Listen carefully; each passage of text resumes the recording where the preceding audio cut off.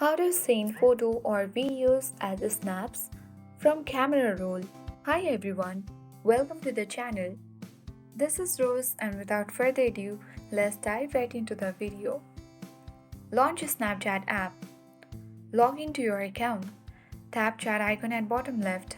Open a particular Snapchatters and after that tap on the two flashcard like icon. Now choose camera roll at bottom left. Now choose particular snap, photo or video which you want to send as a snap.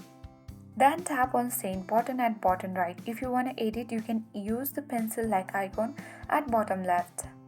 And after that, it will be automatically sent to this user on Snapchat. So in this way, you can easily send photo or video as a snap from camera roll. I hope this guide was helpful.